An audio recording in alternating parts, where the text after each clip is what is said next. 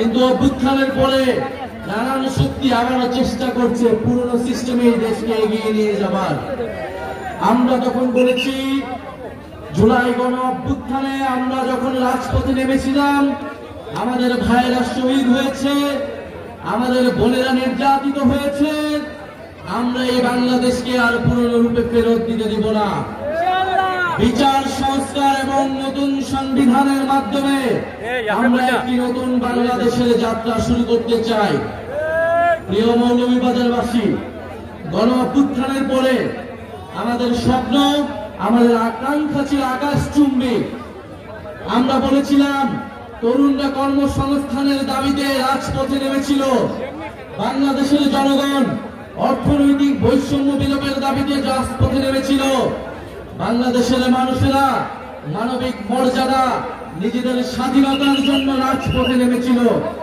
আমরা হয়তো সেই স্বাধীনতা গণতন্ত্র পেলেও আমরা এখনো আমাদের অর্থনৈতিক স্বাধীনতা, আমাদের কর্মসংস্থানের যে দাবি, সেই দাবি আমরা এখনো পূরণ করতে পারি নাই।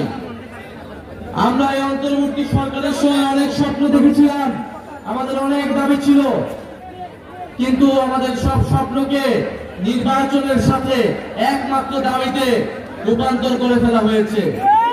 আমরা বলেছি, আমরা নির্বাচন চাই, আমরা গণতন্ত্রের পক্ষে লড়াই করা শক্তি, আমরা ভোটাধিকারের জন্য লড়াই করা শক্তি, কিন্তু বিচার সংস্কার ছাড়া নির্বাচন অর্থহীন হয়ে যাবে। এই নির্বাচনকে জনগণ গ্রহণ করবে না। ফলে বিচার এবং সংস্কারের যতটুকু আমরা এগিয়েছি, তার পক্ষে আমাদেরকে আরো ঐক্যমত করে আমাদেরকে নির্বাচনের দিকে যেতে হবে। আমরা বলেছি, আমাদের একটি নতুন সংবিধান প্রয়োজন, যেই সংবিধানে বাংলাদেশের মানুষের মানবাধিকারের কথা লেখা থাকবে, বাংলাদেশের যে ঐতিহাসিক লড়াই, 1947 সালের আজাদীর লড়াই, 1971-এর স্বাধীনতা সংগ্রাম এবং 24-এর গণ অভ্যুত্থানের স্বীকৃতি দেওয়া থাকবে, এবং এই সংবিধানে সকল জাতি ধর্ম সকলের সমান অধিকার নিশ্চিত করা হবে। সেই নতুন সংবিধানের বিপক্ষে দাঁড়িয়ে যাচ্ছে বিভিন্ন রাজনৈতিক শক্তি।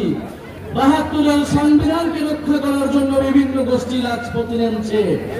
72-এর সংবিধান ছিল বাংলাদেশের মুক্তিযুদ্ধকে, বাংলাদেশের স্বাধীনতা সংগ্রামের আকাঙ্ক্ষাকে নষ্ট করে দিয়ে মুজিববাদী সংবিধান প্রতিষ্ঠা করার চক্রান্ত। আমরা সেই চক্রান্তের ভিতরে গত 54 বছর ছিলাম, কিন্তু জুলাই গণ অভ্যুত্থানের মাধ্যমে আমরা সেই চক্রান্ত থেকে বের হতে চাই।